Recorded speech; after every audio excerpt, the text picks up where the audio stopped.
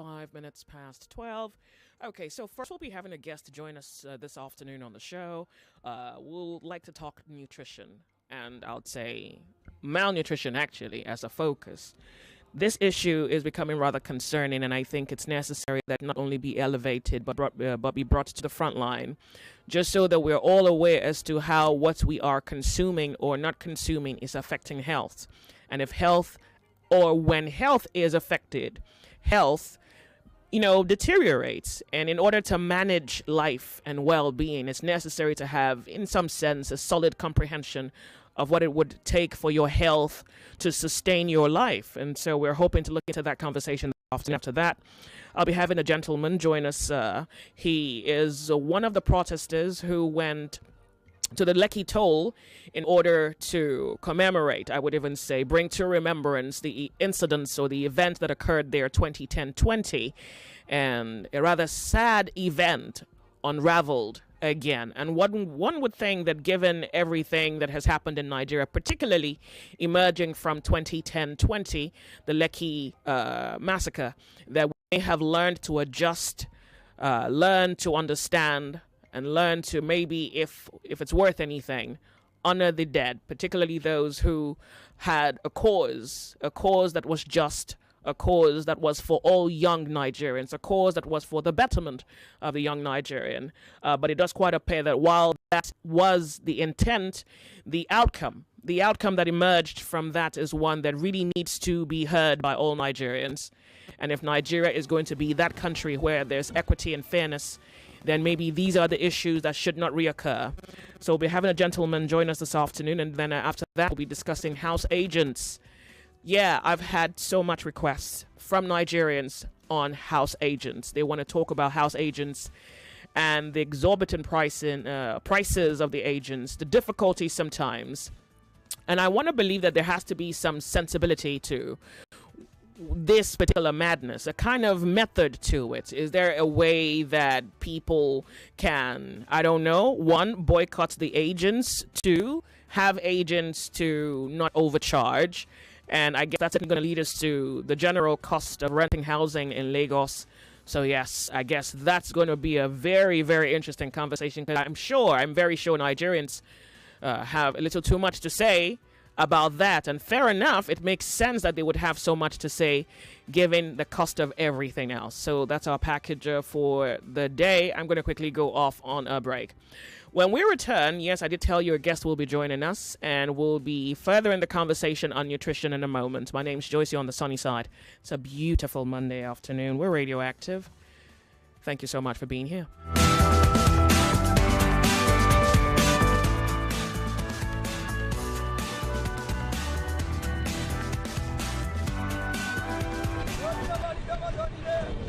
Quality talk. Intelligent conversations.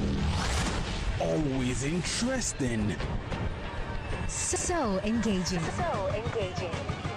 Sometimes even mind-boggling. Nigeria Info. Ask everyone. Anyone.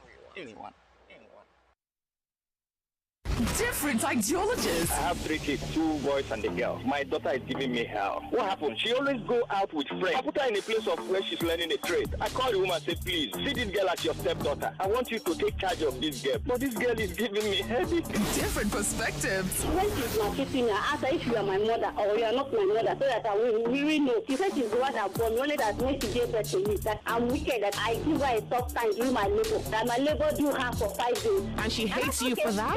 He hates me for that. But it's not your fault that her labor took 5 days. Share your views on the sunny side here on 99.3 Nigeria Info. Let's talk.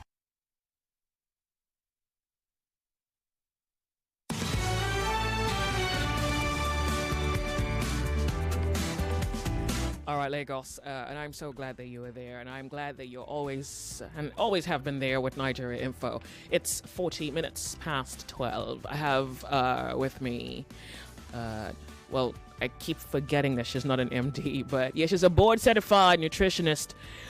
She is a Cherie Ijewere. She's been here before with her husband, Dr. Patrick Ijewere. Well, she's here today as a nutritionist in all her rights and merits, and we need to figure out nutrition. Nutrition because it's fundamental, and I think that this whole preoccupation with trying to stay alive, struggling against poverty or the hardship in the economy, something as fundamental as nutrition, takes a back seat. I remember, I think it was about 2 weeks ago, I made a passing conversation about nutrition, and a caller actually called in to say, "Oh, Joyce, what illusion you hold? How are you talking about nutrition when we can barely find food to eat?" So at this point, anything we find to eat is the nutrition. But that's a problem. That's a problem because recently it was recorded, at least according to the UN, United Nations Children's Fund, they say that Nigeria ranks first in Africa and second worldwide in the number of malnourished children. So if you think this was a micro concern, no, you're wrong. This is a macro concern. Ladies and gentlemen, let's meet our nutritionist. Good afternoon to you. Good afternoon, Joyce. Thank you for having me. Thank you very much for being here. I'm glad that you're here. So now the question is on nutrition. Before we even begin to talk about why it's important, what is it? Nutrition really is the foundation to wellness. It's the foundation for energy. It's something that's needed. Everyone needs the right foods in the right balance in order to function, in order to grow, in order to survive. Okay, just basically put. I'm rather straightforward. Okay, so why is it important? I mean, it's not necessarily the most immediate. It's not the most immediate idea that informs decision when, say, the average Nigerian is trying to fix a plate of lunch or dinner or breakfast. Yeah. It's more, what's there to eat? Let's eat something. Mm-hmm. So I guess maybe this question should inform the imagination as to why it should inform decisions. So why is it important? One, knowing what you're eating, having a balance, knowing what is available around you, so that, of course, you have proper brain function, you have proper growth, you have proper cognitive skills. And cognitive skills means like brain development, memory. So all of this is important in your daily living for functionality. So if you're deficient in nutrients or you're malnourished in any way, you'll find that, yes, there is stunted growth. What is that? Where you're not growing at the level that you're supposed to. So you find some children who are shorter, maybe some children who are not fully developed because they haven't gotten the right nutrients that they need from the foods. So you're, in other words, saying that a lack of nutrient can lead to a kind of biological deformity. Absolutely. And this deformity is something that's formed as we're growing up. So if, as you're growing, you're not taking in the right nutrients, you get married, and then you expect to have a normal baby, you may not actually have a normal baby just because you're missing nourishment, you're missing vital nutrients that the body needs. It needs certain nutrients in order for the heart to beat well, or even for your blood pressure, or even for your nerves. There are lots of people out there that are complaining of having numbness, tingling within their hands, within their legs, their extremities, people who are fatigued all the time, tired all the time. A lot of that is lack of nutrition. Wow. What is food then? Because I think, just for what it's worth, just so that people who are listening and trying to understand, because it sounds as though above all else, the comprehension of nutrition is fundamental to either choices, decision-making, growth, biological, cognitive development. And here we're even talking deformities. Yes. We're talking about diminishing or degenerative diseases that are just all a function of poor nutrition. So then what is food and what should food be? That is a good question. Of course, food is nourishment. Food is something that's coming from the Garden of Eden, as we know. You know, things that are planted and then you harvest it straight from Mother Nature. That is food. What we have in the supermarkets is processed food. So you have Product instead is like yes, product. It's a product. It's not food. It's not food. Something that can stay on your shelf for months. That is not food, that you're not sure whether this thing is expired or not. But if you're going to the Garden of Eden and getting things such as, or your backyard, or your farm, or maybe the market, and you're getting things such as your yam, your sweet potato, your plantain, that is food. We never had a problem years ago when it came to food. So what happened? Well, now we have increase in prices. People are struggling. We're not like tackling the fundamental issues, and that may be where people are depending on others to feed them. They may be depending on assistance instead of us really putting our hands together. Maybe we need to just tackle things head on, put our hands in the soil, grow some of our food if we can. So you're not necessarily, well, I mean, you're now Nigerian. You've Yes. naturalized. You're now Nigerian. So I want to assume that you have a comprehension of what the average Nigerian diet is. Yes.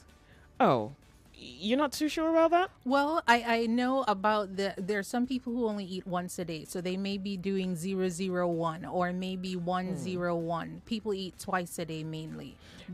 Okay, so what do you think about the diet that's fundamentally carbohydrate? Because I think that there's something about the Nigerian diet that holds in some sense, largely the domination of carbs. I want to know whether there's an issue with that.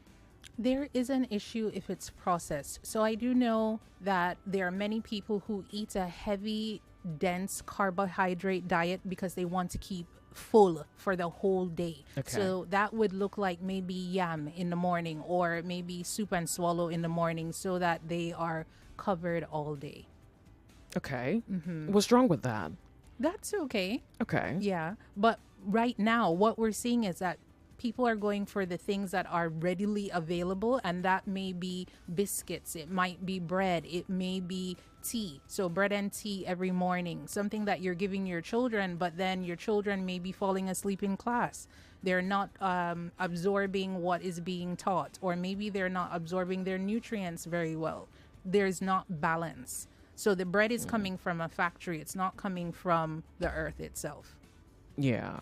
Processed flour, processed whatever else, margarine. Yes. And what we're seeing now is, yes, And whatever malnutrition additives. is put in. So we're seeing malnutrition on the undernutrition side where people are undernourished, and you can clearly see it. And you also see overnourishment. And both of them can be categorized as malnutrition.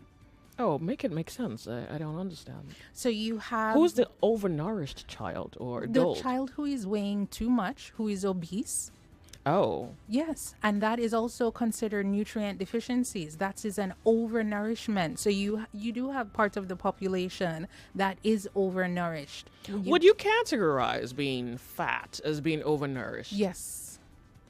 That's a rather interesting point of view. Yeah. Because in my head, it's because of the factors that could lead to that. I mean, estrogen, for example, if you have a health issue and then you're adding weight off of probably not eating too much or eating wrong. Eating I the wouldn't wrong have thought that things, would be eating something categorized as overnutrition. Yeah. Overnourishment, yes. And that overnourishment can equal malnutrition because you're not taking in the right amount of nutrients that you need. You might actually be deficient. So Okay. your body is not functioning at the optimal state. Okay, so I'm not even sure that this image in my head would properly capture what the average Nigerian diet is, and that also is the reason that informed. That's why I asked the question as to what was your view on the Nigerian diet. So I think that more Nigerians eat a lot more carbs. So it's like Yeah. bread, it's yam, rice, Yes, because it's rice, convenient. little beans. Okay, you eat Yes. beans, swallow, yam, bread. Yes. Like there are conversations about rice, and it seems as though if just maybe, if there was like a rice scarcity, Nigerians would officially hit the streets. At this point, it's as though once there's rice, they can still manage. So what's wrong with a diet that's predominantly carbohydrate? I mean, if you add a little bit of all those, like the soup, hey, I don't know, what else? A bottle of soda, the nourishment is the soup. Is that sufficient? The a bottle of problem soda. is that it's not a balanced diet. So if you have more carbs than you have your protein or then you have your vegetables, it's just not balanced. And so you'll find that those who are eating lots of rice or maybe lots of yams or Carbohydrates, huh? carbs. Yeah. Right. They may have a lot of accumulation of fats around their midsection. Oh, is that what leads to the fats on the Tummy girth? area. The girth? Oh, really? Yes. So an average abdominal girth should be 35 inches for women, no more than that. And for men, no more than 40 inches. Wait, so you're telling the listeners right now, if your waistline is more than 35, you're probably overweight. Yes, that's correct. And if the man more than 40, you're probably overweight? Correct. And then you're eating yourself into disease. You're eating yourself into heart disease, into obesity, into metabolic syndrome. It is a serious thing right now. This measurement you just told us about, does it affect like height, size? Like some people like 6. Like say a woman is like 6 feet tall. Right. If her abdominal girth is over 35 inches, she's is overweight into that midsection. I mean, she may be carrying a normal weight, but that abdominal girth is saying a lot about your health and wellness. Wow. Okay, well, Lagos, I guess that's like off the jump a nugget, food for thought. I guess, because, like, Lagos, there's this cultural notion that you have to be fat. Yes, that was then. That was then? That was then. But what we're seeing now are more hospital visits, more inpatients. We're seeing more cancers. So this abdominal girth, this unhealthy living of sitting all the time, we're not moving enough, we're eating more carbohydrates than the body needs or than we're using is a problem. Wow. You even find teenagers, university students that now have come up with diabetes. We have primary school children that are in the pre-diabetic range. So that's the reality of things that's going on in Lagos, I will say, and some parts of Nigeria, where other parts of Nigeria are experiencing famine, experiencing malnourishment. Wow. And this whole conversation of nourishment is not just for children, it's also for adults. It's also for adults. Because I think adults don't bother, that's also the concern. They don't bother. They're like busy. Yeah.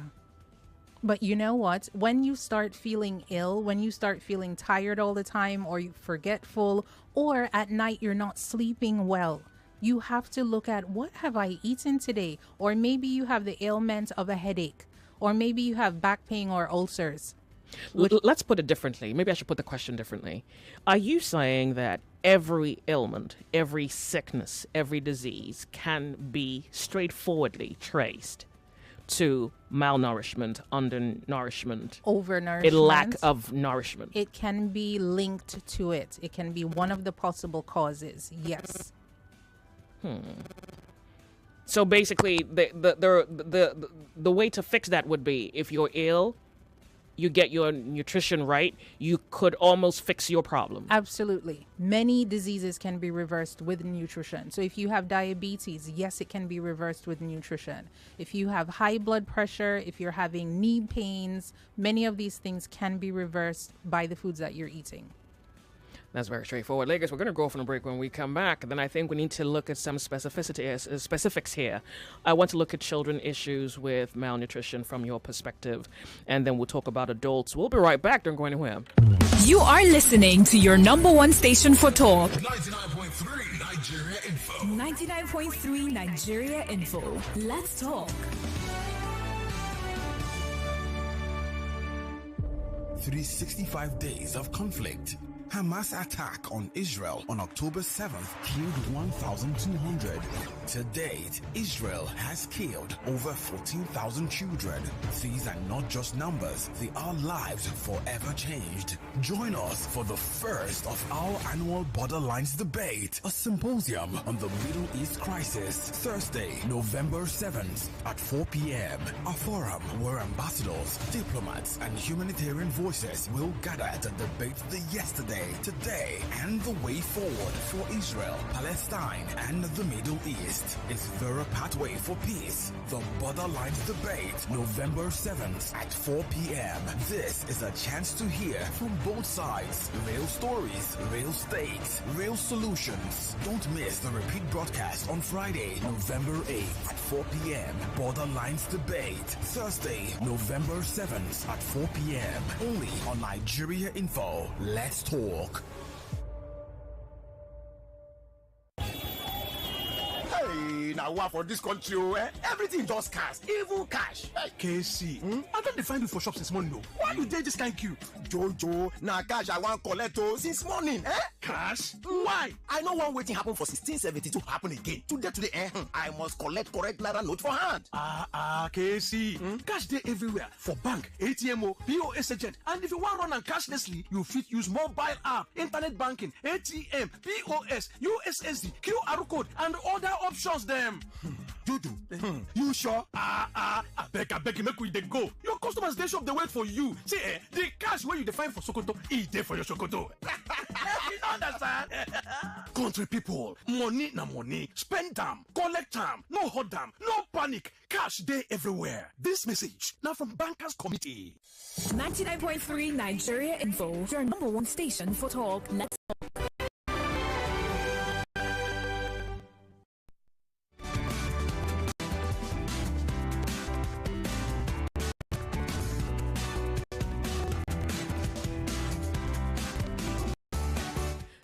Nigeria Info, the sunny side. If you have just have you joined us, we're discussing, and I think it's necessary that maybe one, I remind you, if nothing else, or two, draw to your consciousness the need for nutrition and how your health is really the house and your nutrition is the foundation. So imagine if foundation is broken, what happens to the house? So before the commercial break, we were discussing, well, we don't have so much time before the top of the hour. So I guess the question I would like to ask you for the end of the hour is, why do you think people do not take their nutrition seriously? I think maybe public awareness are not taught. Maybe it's just not on the top of their agenda because they're busy trying to make it work. Yeah. Yeah. Mm-hmm. I even heard that, this loss of hair has much to do with nutrition. Yes, it does. Like this whole losing of your hairline, losing of going bald has much to do with absolutely the diminishing of some said nutrients or the total absence of others. Very true.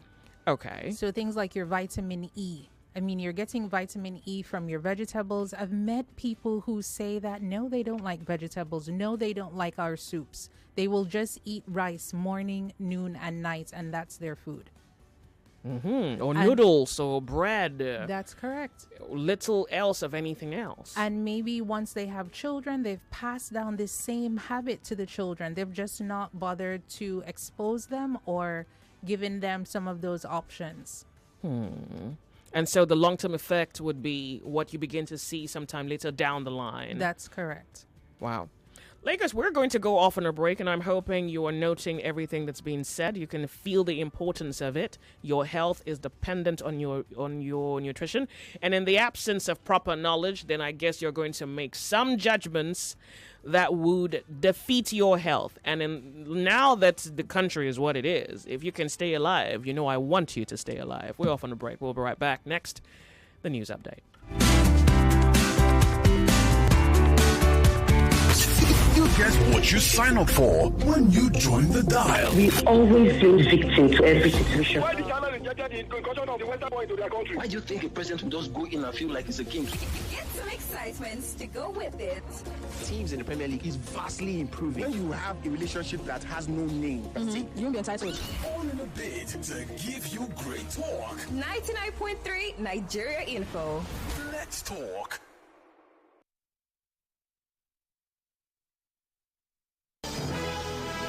It's 1 o'clock. 1 o'clock. 1 o'clock.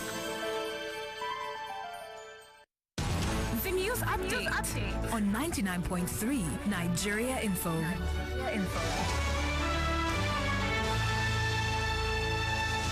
President Bola Tinubu has mandated Vice President Kashim Shettima to lead Nigeria's delegation to the 2024 Commonwealth Heads of Government meeting.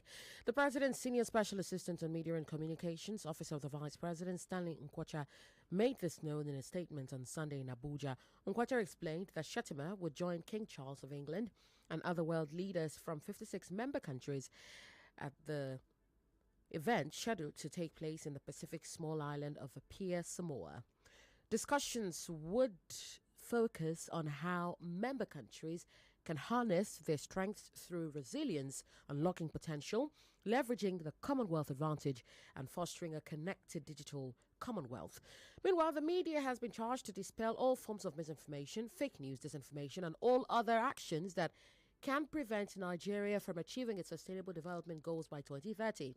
The World Health Organization representative in Nigeria, Dr. Walter Mulumbo, gave the call at a 2-day capacity-building workshop for health journalists held in Abuja. Dr. Mulumbo, who disclosed that only 17% of countries were on track to achieve SDGs by 2030, stressed that the rest of them were in jeopardy. And according to him, the reasons for the sad development include the global economic downturn following the negative impact of COVID-19, climate change, emergencies, humanitarian crisis, among other concerns. Away from that, the Nigerian Army has debunked rumors that the Chief of Army Staff, Lieutenant General Tarid Lagbaja, has died. The Army, in a post on its official X handle on Sunday, tagged a post by one Jackson Ude as fake news. Some online reports had speculated that the Army chief had passed on in an undisclosed hospital abroad. The Director, Army Public Relations, Major General Onyemuwa, issued a statement that the Chief of Army Staff was on leave and also attending to his health outside the country. On the foreign scene, Israel has carried out more airstrikes in Beirut and southern Lebanon, including on branches of a bank that it says is supporting Hezbollah. Explosions were heard in southern Beirut's Dahir district, an area controlled by Hezbollah, as well as the Bekaa Valley and southern Lebanon. It is unclear whether there are many casualties. And Lebanon's state-run news agency, the NNA, reported strikes on branches of the Bank Al-Qad Al-Hassan Association, including in the eastern Bekaa Valley. That's the news update. You are listening to The Sunny Side with Joyce on 99.3 Nigeria Info.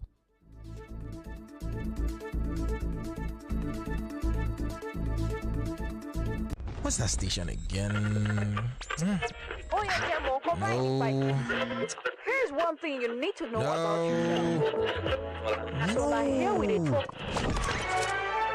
Yep, bullseye. That's the one. You're listening to 99.3 Nigeria Info's The Sunny Side. The Sunny Side. Welcome. My name's Joyce. We're back. We're 99.3. This is Nigeria Info.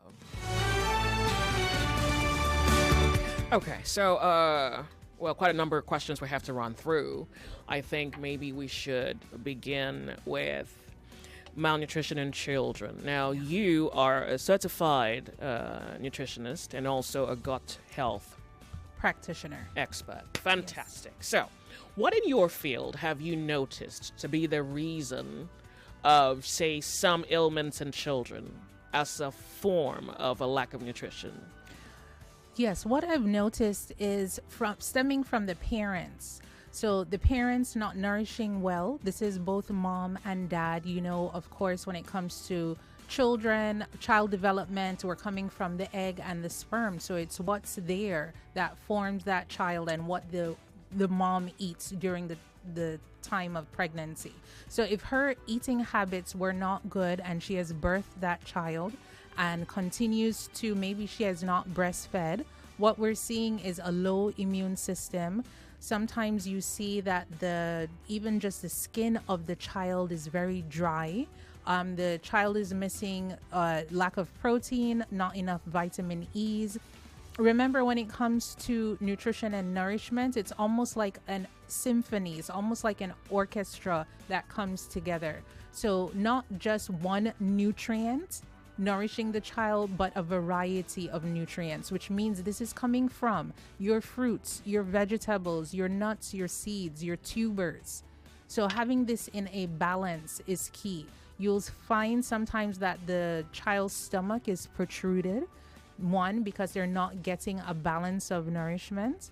Oh, is that a bloating of a sort when you see the children with the pot bellies? Big stomach. Really? Yes, that's not a balance. Sometimes it's deficiencies that are happening. I've always wondered why babies had that. I just thought they were just being babies with a lot, too much food, maybe. It depends on how the person has now balanced out and portioned themselves. Wow. Yeah. So those who have a big belly and then skinny legs or skinny arms, that is malnutrition. Undernourishment. Okay. But then the pot belly, like just babies with big bellies. No, babies nothing. with no. They're fine. They're fine. They're in yeah. their sugar baby era. Yes. Okay. And of course, I must remind the listeners that the best food when it comes to babies is breast milk. One wants to make sure they're breastfeeding, and according to the American and the international standard of breastfeeding is for 2 years of breastfeeding. Oh. That's what's recommended. 2 years, like 2 from years. 0 to when they're 2. Until when a they're 2-year-old 2. baby still breastfeeding? Yes. Isn't that that's like grandpa? Well, or that grandma. would be kind of like their supplementation. So Oh, okay. exclusive for at least 6 months. Okay. That's the only thing that you're giving your child for Okay. 6 months. Okay. Now, what issues have you seen? Like, I want to know, like, issues that nutrition could have prevented had it been the parents knew any different. So I want to Things know what your like experiences may have been. Constipation. I've seen where 2-year-olds have gone in surgery for colon issues because they've been so backed up. Maybe not enough water, not enough green vegetables, not enough fiber, and they've actually had to have like a colostomy done. How old are we talking about here? 2 years old. Yeah. Really? In Lagos, yes. And then you find where children are picky eaters, so they're not really eating well, they're not nourishing well. Parents are just giving them maybe biscuits, maybe cereals. Or force maybe feeding them paps. Well, Yes, pap, we've like the seen different. that. Okay, there's nothing Yeah. wrong with that, is there? Well, force feeding is not good. That doesn't create a good relationship with food for the child. And Oh, of course, okay. eventually the child will resist wanting to eat because it's almost always traumatic. Yeah. So what options do parents have in that regard? Well, really, if parents would just take their time, be loving, be nourishing, the child will actually eat. Sometimes, yes, I agree, children may not like the presentation of food. They may not like how things are arranged or what's going on. One needs to really be patient with the child. And if it is a child doesn't like something one day, they may actually like it at the end of the week. So having a lot of patience helps. Okay. Changing the sitting or the seating of how you feed your child. If you're always feeding your child under a lot of pressure, that child is picking up that pressure and resisting and not wanting it. It can even be a stomach ache that the child presents with because of all this stress and pressure that you put them under. Okay. So, like I was reading this medical literature and it was reporting on how nutrition affects the intelligence of humans.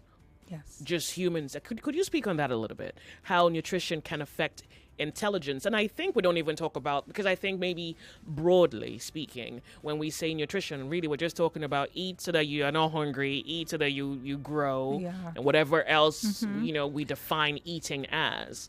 But in non-material forms, they're telling us that what we eat Matters. Your brain affects development. whether you're going to be a stupid person or a sensible person. Exactly. And so that's why we say everything happens from the mother's womb. Because, of course, a baby will take the reserves from the mom. Everything is coming from the mom. And the main focus for that baby is the development of the stem cell, development of the brain. Growth for the baby. Okay. And of course, if you as a child and as an adult are not eating well, not eating balance, the vitamin A's help with your nourishment, your brain development, your omega-3s, your calcium, your iodine, your vitamin D. All of this plays a huge role. And all these nourishment, all these nutrients are actually in all those foods from Mother Nature. They're not in the packet products. Those packaged products are taking from your own reserves in order to digest. What nutrients are we really talking about here? Because I want the listeners to fully comprehend this issue of nutrition, what it is. Parents don't have too much to spare.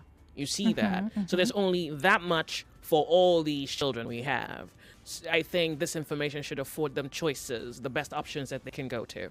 Okay, so of course we know about your main nutrients, your protein, your fats, your carbs, and then you have your micronutrients, your vitamins, your minerals. So things like your vitamin A, your omega-3, your calcium, your vitamin D, all of these can be into your yams, your tubers, your plantain, and then even back to the vegetables, whether it's the leafy vegetables or maybe it's things like your okra or your eggplant or your garden egg.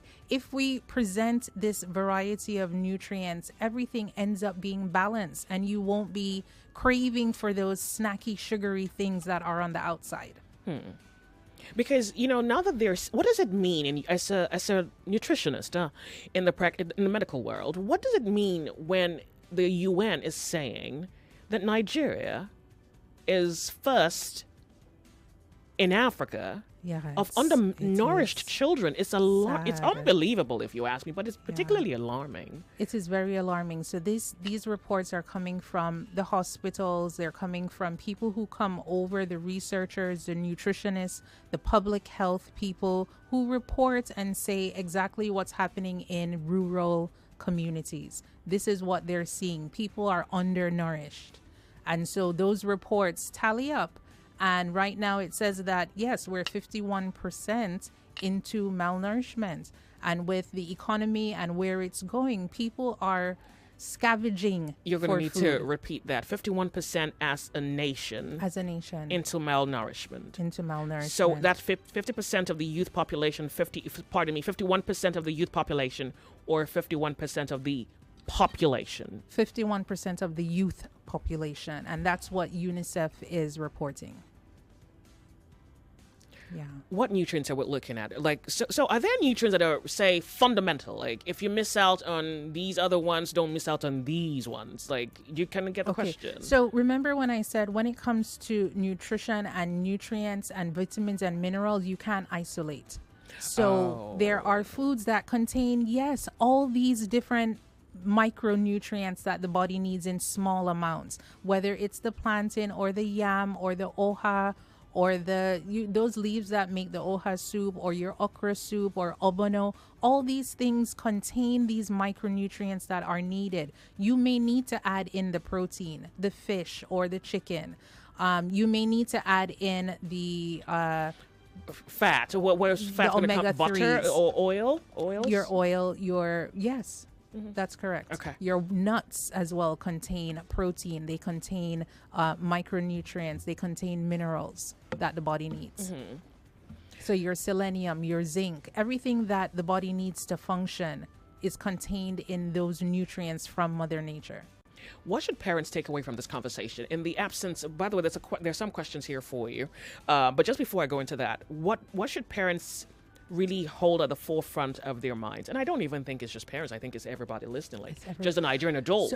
What should you really hold as the most important conversation when it comes to your nutrition? When it comes to your nutrition, yes, you're eating for your health and well-being. You're looking at many of our foods are actually nourishing. So, for example, for breakfast, you could have pap, you could have moi moi, you could have your akara. That's also fine. And if you're afraid of oil, you can use it as akara pancake. Make it like a flat pancake instead of a deep fried akara ball.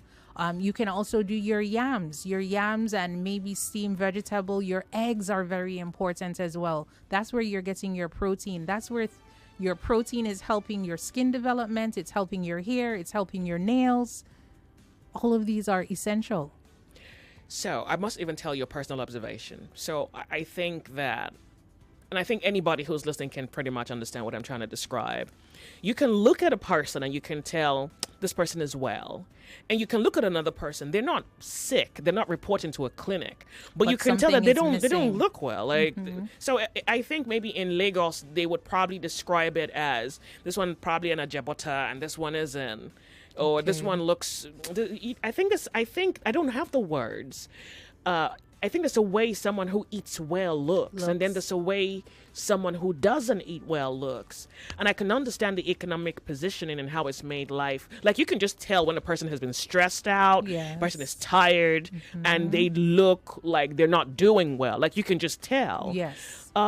If you say nutrition informs that, can it be reversed? And that's just for the looking. Now, there's also the illnesses that can be reversed. So which of these illnesses, which adults may have, you've mentioned a few about on children, which illnesses can be reversed when we improve nutrition? Or at least pay attention to these foods? Yes. So when you pay attention to your nutrition, you'll notice you won't be getting sick often. There are people who come to the office that every 2 weeks they're in the hospital, or one thing or the other, they're not well. They need to look in at their nutrition, what they're eating, what they're not eating. Are they consuming too many sugary things? Because sugar really zaps the body and causes deficiencies. So we've seen where, yes, those who are constantly on the verge of getting ill all the time, once we give them a meal plan, bring up their balance with their nourishment, they get better. They may not get sick all year.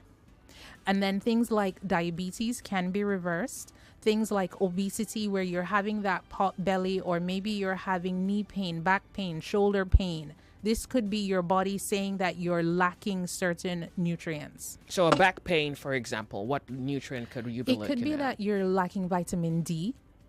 Vitamin D is essential in bones. It's essential for your immune system, also for your gut health.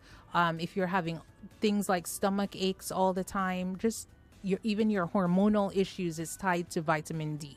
So are you talking direct sunlight exposure, or are you talking about, I think it's K2, D1, a combination, is that? Well, we're talking about just the sun, something that's free. You don't even have to pay for it. So make sure you're getting at least 30 minutes of sun every day. Make sure that you are hydrating yourself with water. So we find that people are hydrating themselves with soda. They can hydrate themselves with water. Okay, so this gentleman here who's asking the question, he's saying, please, what nutrition can PAD, now hold on, please, with what nutrition can PAD be reversed? Now, I know you're not a doctor, so I don't know if you can help out with this one. This PAD is a peripheral artery disease. It's set to be a situation where there's a blockage. So it's known as peripheral artery disease. It is a condition in which the arteries that supply blood to the legs, or less frequently, the arms, become narrowed or blocked, resulting in reduced blood flow. Okay, so one of the reasons to ask yourself is, why is your blood vessels being blocked? Why is these peripheral nerves being blocked? Could it be because of what you've been eating? And if so, yes, reversing it with things like maybe taking ugu juice, taking ewedu juice, cucumber juice. These green juices help to clear blood vessels. Also taking in your B vitamins, which means that we're taking in enough folate, enough niacin. All of this also helps. And which foods are you talking about? Let's assume he's going to take it in food. What food could that be? It could be things like your okra soup. It could be yanapaja. It could be... Yanapaja, that's a location, isn't it? Well, it's also a vegetable known as hospital too far. Oh, you seem to know something like that. Yeah, so these vegetables also help to clear the blocked arteries, and making sure that, yes, you get your sunlight, you go outside and walk. Food is not only the answer, but also physical activity helps. So it's combining all these Okay, together. so this blocked, narrowed or blocked, and it reduces blood flow. So here, it's not the case of... It's not a blood clot necessarily. Can this lead to blood clotting? I'm sure it can. Yeah, because the blood isn't flowing through. Correct. And that's causing a lot of numbness. So just like when you're sitting down for a long time, or you've crossed your legs for a long time and you notice you have some numbness, you need to shake that out. So what about blood thinning foods? Because, once the blood isn't flowing, I think somewhere from literature I read. Well, pardon me, I'm not a doctor. I'm asking you because you're the specialist. Yes. Blood thinners. What do you think about blood thinners? Would that help in a situation as this one? Well, his doctor would have to prescribe that. But when it comes to the foods that help with clearing things up, things like purple cabbage, beetroot, those help to go through the blood vessels, go through the body, and help to clear things. Okay, so you're going to advise him right now off the jump, do your green vegetables, like Yes. do them in like a smoothie and just drink them up? And just drink them. And if it is that he has diabetes, you have to just stick with the greens. Forget about the fruits. Just stick with the greens. Someone is asking what nutrition is lacking in the body when the mouth is constantly injured, having sores in the mouth on a regular basis. It could be that your immune system is lowered. You may not have enough vitamin C on board. And of course, vitamin C is a water-soluble vitamin. So if you're not taking enough, you don't store it in the body. Yeah. Okay, so this question about not being able to absorb nutrients. A very good example will be, and this I know from experience, is you sit down and after a while your legs swell. It seems to be like the most immediate evidence that something is wrong, right? Okay, so I know that there are people who have that situation. You sit for too long, your legs swell. I think some people think it's normal and then they excuse it by saying, well, I've been sitting for too long. But then I know that there are health conditions that also lead to that. And sometimes the conversation has been around, or the literature has been around, the body's inability to properly absorb nutrients. So based on your expert view, what would you say is a way to, on a regular basis, whether you're ill or not, help your body absorb nutrients? So what patterns should people adopt? One, you're looking at your intake of fluid, how much water you're drinking. You're also looking at your balance of nutrients like magnesium, vitamin D. There are certain nutrients that's needed to pull that water back into the cell. So if you are on maybe you're taking a lot of sodium, maybe a lot of cube seasoning. So if the sodium is on the outside of the cell, you can find that you'll be retaining water a lot. You don't have enough magnesium to pull it back into the cell. So then we would look at foods like sweet potatoes, purple sweet potato, orange sweet potato, the white flesh sweet potato. Those contain a lot of magnesium. So does raw cocoa powder. So taking the raw cocoa powder, mixing it, maybe having it as a tea, that also helps with magnesium. If you're not getting enough sleep, because sleep helps to regenerate, revive, renew, repair the body, then that is a problem. You need to look at your sleep.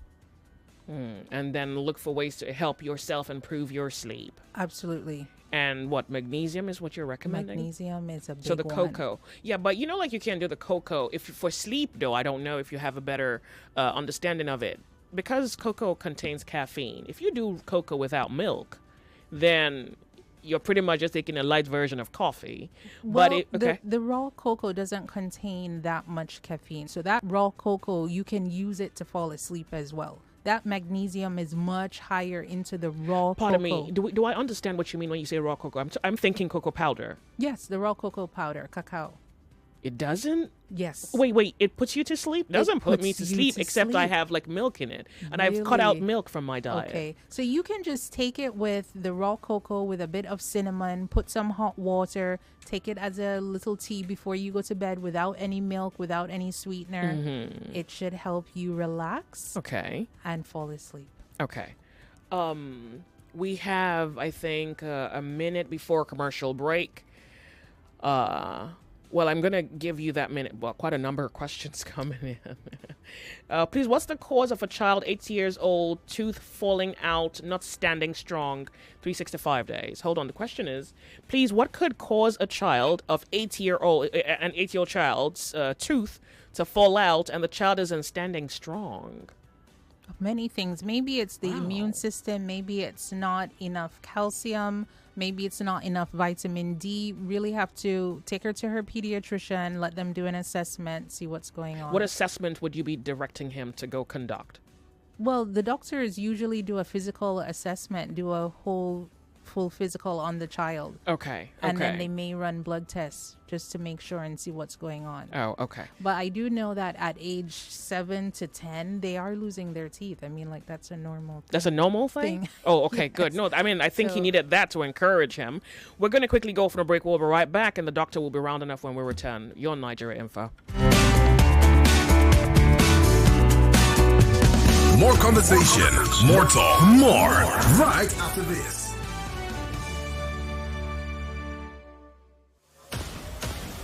This November, prepare for an epic clash of intellects. I Beg to Differ Secondary School Debate Competition is back. November the 11th, 2024, 32 of Lagos's brightest secondary school students will step up to the mic, where words become weapons and ideas ignite battles. From Monday, November the 11th at 4 p.m., they'll face off in fierce debates with only one goal: to be crowned the I Beg to Differ champion. Every round is a fight for glory, where one brilliant mind will rise above the rest. Who will be crowned the champion of thought? The ultimate showdown of wit, wisdom, and will is about to begin. I Beg to Differ Secondary School Debate Competition Season 8 commences Monday, November the 11th at 4 p.m. For sponsorship, please call or WhatsApp 0805-581-5844. I Beg to Differ is proudly supported by Card Center Nigeria Limited, Obiwizi, and Lucas Green Fashion House. 99.3 Nigeria Info. Your number one station for talk. Let's talk. Let's talk.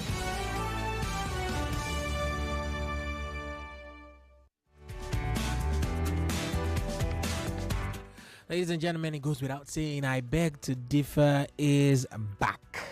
Yes, I've been saying it and I'll keep on saying it. I Beg to Differ is back. It's back on November the 8th. You will get to experience from 4 p.m. that day, which is a Monday, in fact.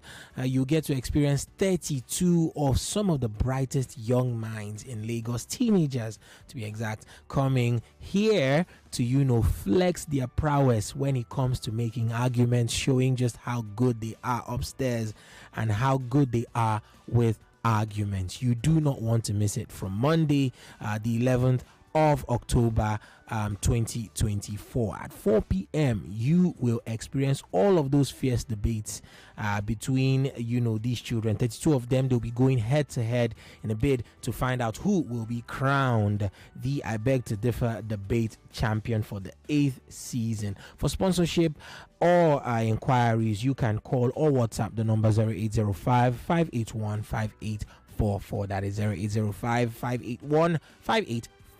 I Beg to Differ is the tournament of champions, simply because it is where champions are forged. The Sunny Side, 99.3 Nigeria Info. That's Nigeria Info, the Sunny Side. Welcome. I have my guest here. We really have to round up because she has to run. Unfortunately, I can't quite take all the questions, so please bear with me. I guess I'm going to have her back at a later time. So our nutritionist here, Cherie, I want to ask you, please, weight. So a parent is complaining about the weight of their child. Said the child is a year old, active, playful, but she's not really adding weight. She says that I've changed so many foods for her. I even went on to get her Tom Brown food, but there isn't any changes. And she says, but I'm only concerned. She says, I'm only concerned about her stature. So this is a parent who's probably looking at their child thinking, adding weight, maybe because of the collective notion of the children have to weigh a certain kind of size. Right. So is it possible that a child may not be full, bodied in a sense, but is healthy? Yes. Or is there absolutely. something that may inform is there something their size is informing? Maybe that there could be a problem somewhere. What does she need to do? Sometimes it is. So when you go to your pediatrician, they will put you in a percentile. So there's actually percentiles for children as they grow.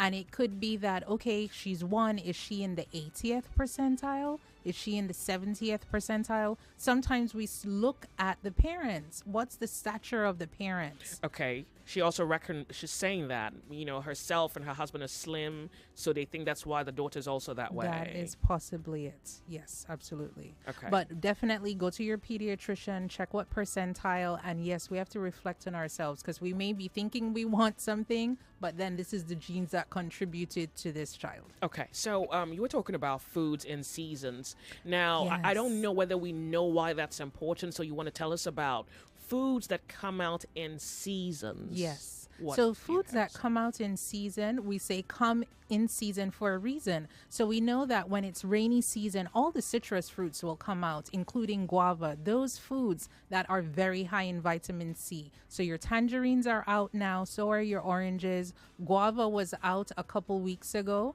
And when these fruits come in season, you want to take advantage of it. That's what's going to help build your immune system, give you the micronutrients that you need. Even things such as passion fruit. I don't know if you've seen it before. It's around yellow. Yes, that's in season as well.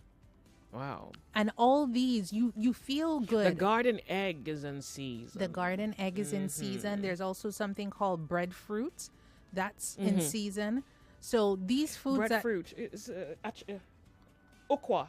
Oh, you know it. Yes. So these fruits and foods come in okwa season. A fruit? I thought it was a food. Well, what I call breadfruit. This is this round green fruit that comes on the tree. I think breadfruit ukwa is a little bit different. Or it's the same thing? You don't know it. Okay, thank you. Go ahead. Okay. Oh, please. Okay. Yes. So these fruits and foods that come in season for that time where your body needs it most. Is that what it means to come in season? Yes, where it's grown at a particular time. For example, mangoes. You know, mangoes only come between April and maybe July, and then we wait until the next year. Okay, when it comes in again. Let me ask you this, because you've lived in America, so you have a good idea. In America, there are many foods that never go out of season. Like, you have them all year round. Yes, then in Nigeria, you see that, well, there are foods that go out of season. You don't see them after a period. What's the difference, and which is better? And why is it better? I would say our Nigerian produce is better because we're not genetically modifying anything. We're not altering the climate of it. In the U.S., they do alter the climate. And, you know, in certain parts of the U.S., there are certain things that will grow in abundance. For example, Florida has a lot of citrus. So you'll find that oranges come a lot from Florida. They'll now ship it to different parts. But what I am saying here in the studio is what we have in our native state or our native land is what we should be eating at that time. That's what the body needs in order to... There's a time the body needs a said food type. Yes. And when that food type is in season, that's when your body needs it. That is when it goes correct. out of season, your body doesn't quite need it. It would need the next thing in season. That is it. I can clap for us at this point. Oh, so because I think we don't know why the seasons occur, and we don't pay attention to foods that are modified, like the genetically modified ones that never go away. They never like go the corn away. in the U.S. Like you guys, you're like a corn country. Yes. You always have corn. Yes. That's, yeah. And they have corn for a reason because they're using it as corn syrup, high fructose corn syrup. Feed for the animals. Yes. So this is not such a great thing. So the moment we look at it, we see the problem with their food system. Yes. So the only problem here Nigerians are struggling with would be income and how best to manage resource. That's correct. And that's when we really encourage and inspire people. There are certain things that you can grow quite quickly in your garden. If you don't have a garden, you can grow it in a sack. So you can have a sack bag. You can grow yam, sweet potato, tomato, scent leaf, water leaf, ugu, all those things grow quite rapidly and quickly, and you can just use a sack. Spinach. Okay. Yeah. And you know, when you're harvesting your own, you feel so good that you've harvested this, you're making your own soup.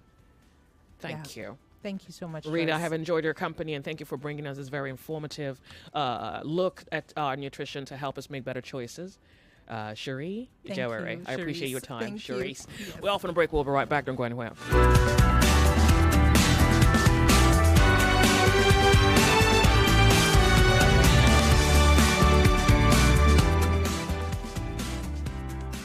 What's that station again? Oh, yeah, Kemo, come on. Here's one thing you need to know about yourself. So now here we dey talk. Yep, bullseye. That's the one. You're listening to 99.3 Nigeria Info's The Sunny Side. The Sunny Side. Welcome. My name's Joyce.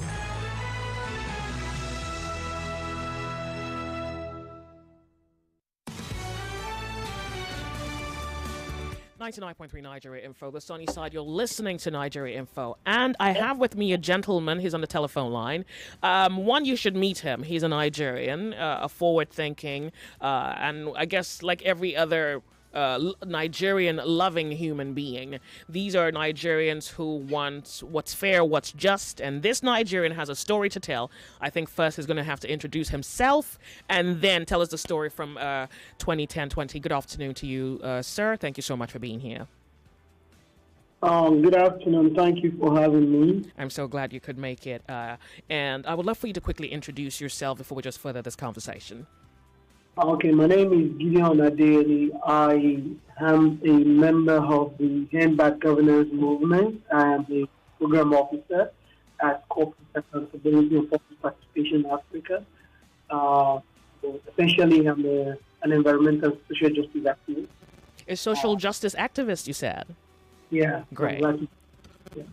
I'm so glad you were able to make it. So there was a reason a number of Nigerians decided to go to the Lekki toll gate 2010-2024 in order to remember the Nigerians who marched and maybe died 2010-20. I'd love for you to quickly recap your experience from 2010-20 to what devolved yesterday, the situation between Nigerians and some police forces at the toll gate. I think what happened yesterday was quite a fortunate event in the history of our nation, because on a day when myself and some other young people mostly went out to the Lekki toll gate to remember our brothers, our sisters who were killed for demanding a better country, for demanding to be treated as citizens in their own country. We were met with the same police brutality that was the major cause of the revolt in 2020. It's rather unfortunate, and it's a sign that we have not really made progress significantly as a society, the country. The level of brutality that we witnessed yesterday is not something that any state, any country should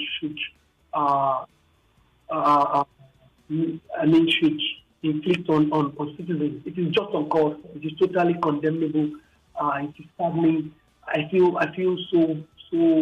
I don't know how to describe how I feel. I feel so hungry. I feel so frustrated being a young Nigerian and being treated like that in a country that is supposed to be our home. Being treated like that by security agencies that are being paid with tax that, with my own tax of young Nigerians, and the same young Nigerians are brutally treated for merely trying to remember those who were massacred at that same day. You remember that in 2020, the Nigerian state unleashed violence on peaceful protesters. Young people were protesting, saying no to police brutality, and later the demands of that revolt became hand-back governance, saying we want a better country, we want a country where education is accessible, we want a country where water is accessible, we want a country where we can move freely, where there is security and safety. Those were the demands of that movement then. And then you want the Nigerian army to go and shoot them. What is the relevance? What is the role of Nigerian army on peaceful at a peaceful protest? What is the role there? And then people were massacred. You want us to forget that. You don't want us to remember that. And when we insist that we will continue to remember the violence that you have unleashed on us, you decide to remind us that we live within a very oppressive regime, within a very dictatorial regime, by inflicting more harm on us. Many of us yesterday, if you observe, I've lost some of my voice because I was angry with the way the police were treating us. Many of us were brutally treated. I had my hair held and my head hit against the pillars of the toll gate. Yesterday? Yes, yesterday. At the point, blood was coming out of my nose yesterday. Soweto, Azanta Soweto had his clothes torn. Another comrade of ours was beaten with a gun on his back severally. Yesterday, just for trying to lay flowers at the gate to say that we remember those who were killed 4 years ago. We remember all those who have died as a result of police brutality. We remember all those who have died while clamoring for a better country. And that is how we are treated. It is saddening. It is very unfortunate. And I think it exposes the very dictatorial regime of these governments. It exposes how much we still live in a very oppressive and country, and things just have to change. We should not continue like this. Okay, Gideon, I want to ask you your involvement. Were you on ground 2010-20 during the protest? 2010, 2020, I was in Malaysia then. Okay. I was in Malaysia, and of course I mobilized then for the protest in Malaysia. Usually, there were mobilization in different parts of this event, but I think the largest mobilization was in front of Obafemi Awolowo University, where we had the pool of young people. So I was there then, and during the Headstart Memorial in 2021, I marched in Athletic Toges, and then we were brutalized there too. I remember I was arrested and charged alongside 32 others that time. The same level of brutality that you saw in 2021, you're still seeing it in 2024. It's sadness. Okay, so I would just really love for you to give me a moment. I want Lagos to follow the story very well. Yesterday, there was a video that was making the rounds. It was of Nigerians who went to the toll to remember those who were killed, but eventually made a video of their harassment and posted it online. Do I have a moment from you to just quickly play this audio so that all of Lagos can exactly feel what we're talking about here? Can you hear me? Yes, go ahead, please. Okay, so Lagos, welcome if you have just tuned in. We're 99.3. This is Nigeria Info. My name is Joyce. Some Nigerians wanted to remember the incident that occurred, the lives lost, the blood shed at that toll when young Nigerians wanted the government to listen and bring about a system that was to the benefit of all Nigerian youths. Well, this is the feedback that we got. The case on trust, group of protesters fighting for you. You are going to oppress you. Who are you going to come? On the answers, let me talk get apprehended by a group of policemen under the leadership of the Commissioner of Police in Lagos. I'm right now speaking to you.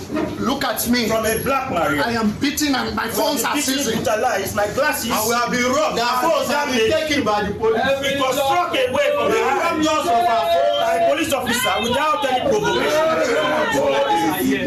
We're asking here today, when the right to commemorate the dead has become illegal criminalized in this country, we're simply here to mark the passing of our brothers and sisters who were brutally killed 4 years ago and elected to. We're asking international media and members of the public globally to prevail on the Nigerian government to Tinubu regime to stop further attacks on protesters in Nigeria. We are never going to give up our right to continue to demand a demand and an end to all that is one policy that have made our reform and Victoria. 99.3 Nigeria Info. I have Gideon with me on the telephone. Gideon, I'm persuaded to believe that you were one of these gentlemen who were on the streets yesterday. I recorded that video inside the Black Maria. I recorded that video. The main person that was speaking in front of the audio of that video. Yeah. That video, the main person that was speaking when I was recording was Azan Taiwo Soweto. He's a brother of mine. I was holding the phone, recording him. We were inside the Black Maria. After we have been brutalized and pushed into the Black Maria, with many of us sustaining different levels of injury. So they're reporting assault that a gentleman here had his clothes ripped. Another one said his glass was broken. The other one said his head was broken. You said your head was broken. So I think from the story, it does quite appear that the police officers pounced on you and started to assault you. Yeah, that was exactly what happened. As soon as we stepped out of the bus, which we took to the gate, we brought out the red that we wanted to lay there. We brought out our banner, and we were marching towards the gate, and then they approached us. We stopped, and then they just pounced on us and started brutalizing us without being provoked for no justifiable reason. And we were not even resisting arrest, but of course, just wanted to show clearly that there is no opportunity to remember the lives lost here. There is no opportunity to express dissent against this government. It's just exposing the very dictatorial character of the Yeah. Why is it important for the incident to be remembered? Because I'm thinking 4 years later, there are many Nigerians who are still aggrieved, many others who are displeased, and then there are Nigerians as yourself who are both aggrieved and displeased, who insist that that day must not be forgotten. What exactly is fueling your passion for this to not be forgotten? Well, when we forget history, it's difficult for us to know where exactly we are going. The hence says the massacre at Lekki Togo is a very strong exposure of the character of the regime that we live with. It exposes the very oppressive nature of the system that we live within. The political system, even though camouflaged as a democracy, what happened at Lekki massacre shows that it was a dictatorship, a very pure dictatorship that we live within. And what we saw yesterday, while trying to remember that, is also another reminder that we are still within that kind of regime. So that the reason to remind people of what we saw when a government, a supposed democratic government, unleashed army, which were meant to secure the borders of the country, which were meant to confront external aggressors. That government unleashed that army on its own citizens, and that exposes how dictatorial, how undemocratic the system that we live within is. And in trying to remind people of this, we are trying to say that we still exist within this system, and there is a need to change it. There is need to institute a new system that's democratic, a new system that will ensure that the wealth of the country is used for the benefit of all, a new system that will ensure that citizens of Nigeria do not live like refugees in their own country. When we look at the number of poor Nigerians, people who live in multidimensional poverty, when you look at the number of Nigerians who sleep under the bridge as homeless people, when you look at the number of young Nigerians who are unemployed, who are struggling to feed today, we all know that we live within a system where the bulk of us live like slaves in our own homeland. So what we were doing yesterday was to remind ourselves that this is the system that we live within. This is the kind of oppressive regime that we live within. This is the kind of undemocratic society that we live within. And unfortunately, the Nigerian government showed its face. The Nigerian state showed its face very clearly by Let me ask you, this form of intimidation is supposed to break your spirit. It doesn't quite appear, at least from the video, that your spirit is broken. So what does this mean? What do you what's your response to the Nigerian police, given that you have an opportunity to speak today on radio? Come to recognize that when tyranny becomes the rule, resistance becomes a duty. We have a duty to continue to resist. People have lived in systems like this before, and they have changed it. That's a fact. Apartheid was lawful in South Africa. It was legal. People challenged it, and it was overturned. People have lived within this kind of systems before, and it is going to be overturned. That's a fact. We know that for a fact. We are not new to resistance. We are not new to revolting like this. So if they think that they can break us, even they know that they cannot break us, because we were there at their state criminal investigation department yesterday. We were singing and chanting even while we were doing the thing, and we're telling them that you have nothing against us, you have to release us. What we are doing, and even the young police officers also, they know that what we are doing is for their future, it's for the future of all of us. The children of the political elite do not school here. They don't have their properties here. All of them, they come, they rule us as though this is a sort of farm where they just come to catch resources and then they go away. So as soon as many of them are done, they leave and then they go and settle somewhere else. We are the ones who own this country. We are the ones who have nowhere else to go. So even the police officers know only that many of them are simply following orders. But to the senior police officers who think that they can break us, the fact is they cannot break us, because we are convinced that we are going to change this system.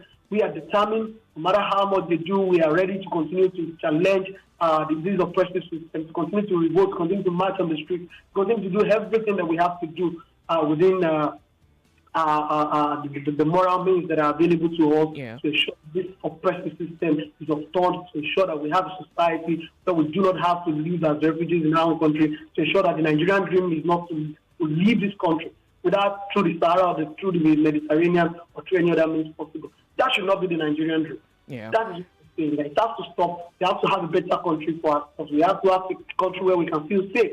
Where you do not pay security agencies with our own tax, and then those security agencies continue to brutalize you, continue to hunt us day and night. That should not be. All right. Yeah. So, how many of you were detained yesterday, and how many of you have been released? Well, 22 of us were detained yesterday, and all of us were released. Okay. I just needed to clarify that. I have to know. I want to thank you so much for spending time with us today on the show. I want to thank you very much for your faith and your courage. I want to thank you for speaking with us today on Nigeria Info, and a spirit as yours is one that's very, very encouraging. This fire that burns in you, I believe, will burn in all men very soon. Thank you so much for your time. Thank you for having me. I appreciate the support, and please continue to support the movement and the struggle. Thank you so much. Sure. We're off on a break, Lagos. We'll be right back. We're Nigeria Info. You're on the sunny side.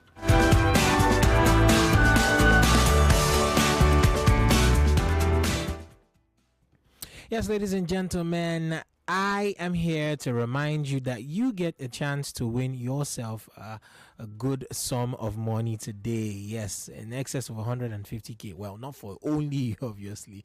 It's going to be going out to different individuals throughout the day. Now, already, 2 individuals have walked away with their share of that money. You can still win 25k on this show or later on in the evening on Game On. All you have to do is pick up your phone and dial *347 *880 *3#. Of course, once you go to the website, you can still win. The website is www.oneplay.ng.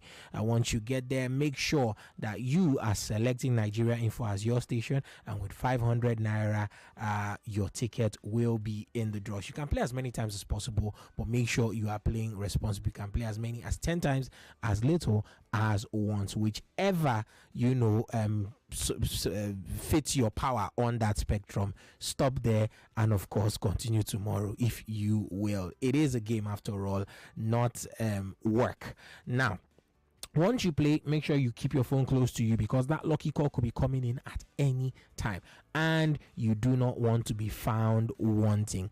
Also, there is a jackpot at the end of the week that you can win for yourself. That jackpot is 500k large, and you can be the lucky winner. If you are not successful through the week, you could be successful at the end of the week. Now, make sure that you remember to be above the to play this game. Like I said before, play responsibly. OnePlay is a registered trademark under Lasho Trading Services, licensed by the Lagos State Lotteries and Gaming Commission. The whole point of me saying this is that you need to know that we are legit, and definitely still giving money away. So keep playing and keep winning. All right, 2 minutes before a commercial break, and well, I hope I have a commercial break. 99.3 Nigeria Info, the sunny side. So there's something, I don't know, it holds a tone of funny to me, but I would love to just share it. It's not just supposed to be a conversation, but maybe it would be. I remember having a debate with my father when I was probably, 10, something like that. I remember it. I remember the way he appeared to have lost the debate. And I would like for him to know today that he may have won that debate without knowing. Chewing sticks are back.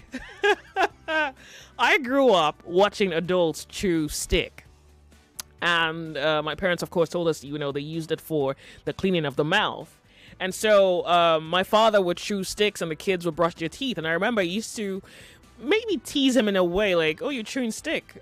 Is that enough? And then one day we had an actual debate, and debate was chewing sticks are better than toothpaste. And I don't know, I guess he wasn't ready for the debate. 1, 2, I was stressing him out too much, and he just wanted to, dismiss me. Yeah, so he just conceded, I guess. We went back and forth a little bit, and then when I saw this particular news today in the news, I remember that day. And I remember, and I really must admit how much I didn't know then. And I would like to find out what you think about this It's not novel. I guess we're going back where we came from. We'll have a moment to talk about it when we return on 99.3 Nigeria Info. If you don't know about chewing sticks, you have missed out on a time in history where life was beautiful. Now, life is fluoride. We'll be right back. The sunny side.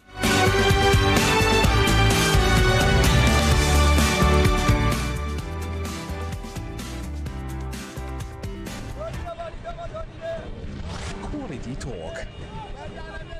Intelligent conversations. Always interesting. So engaging. Sometimes even mind-boggling. Nigeria Info. Ask everyone. Anyone. Oh yeah, Nigeria Info. So I have just taken the liberty to Google, the effects of fluoride. And I really think you should do some personal reading, like side effects of fluoride. But I think first, maybe we should just go to the news report of this. I don't know why I think there's something. I don't know why I find it to be interesting. Chewing sticks are ordinarily from plants, a particular type of plant. And you should know them if you are familiar with sticks. I think the Yorubas have a type. Theirs have the back on it, so it's dark. I don't know if they changed, but that's the one I used to see growing up. And it used to be longer than the ones my parents would say is the Igbo type, which has the back's taken off, and then the wood itself is split into sizable pieces where you can just really chew on.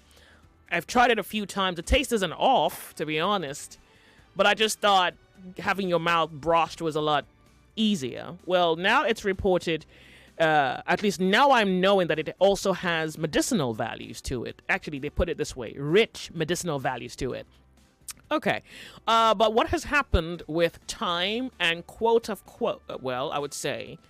unquote, this seeming notion of civilization? I think that the very concept of civilization needs to be revisited. There are many things that we have adopted and we have called it civilization. And those things have disadvantaged us so bad that we would be better off if we were not, quote unquote, civilized.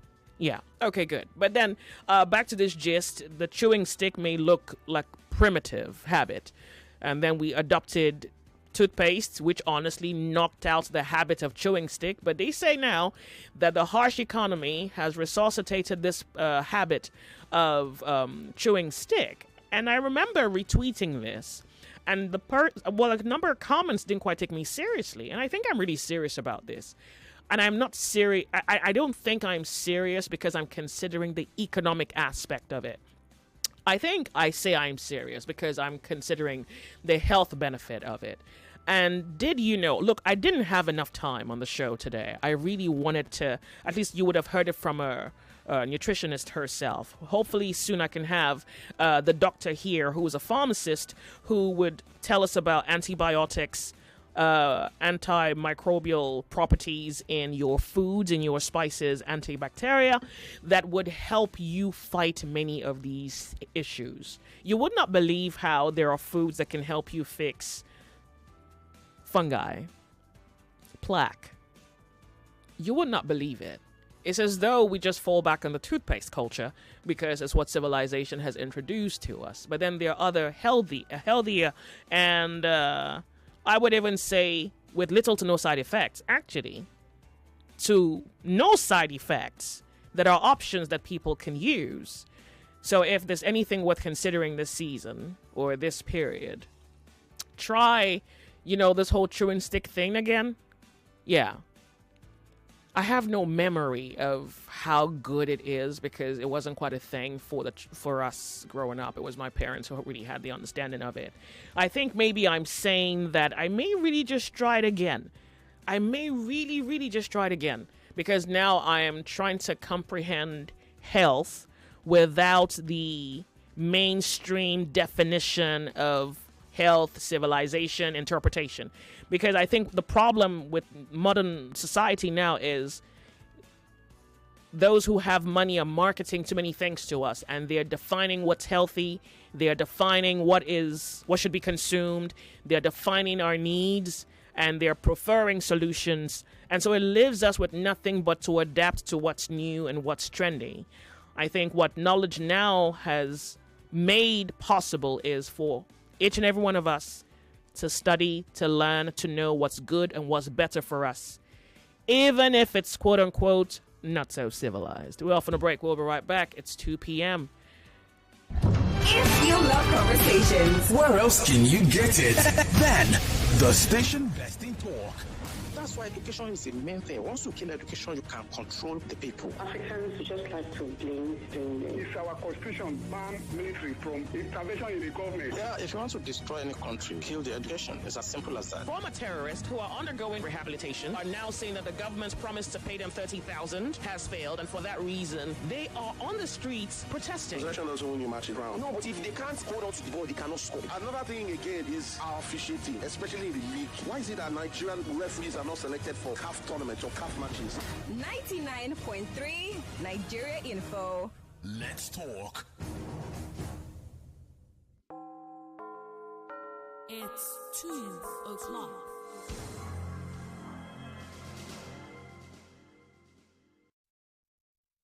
The headline news on 99.3 Nigeria Info.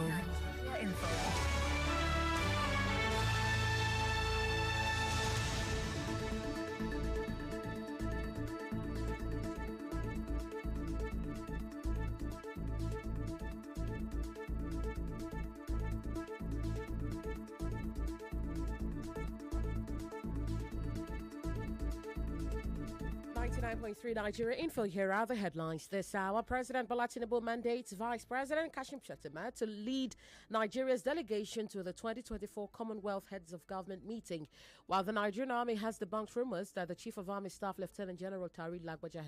99.3 Nigeria Info. We are more than just radio. Subscribe to our YouTube channel at Nigeria Info FM. Check us out on Facebook at Nigeria Info 99.3. Follow us on Twitter at Nigeria Info FM and on Instagram at Nigeria Info FM Lagos for live updates as it happens. 99.3 Nigeria Info. Let's talk.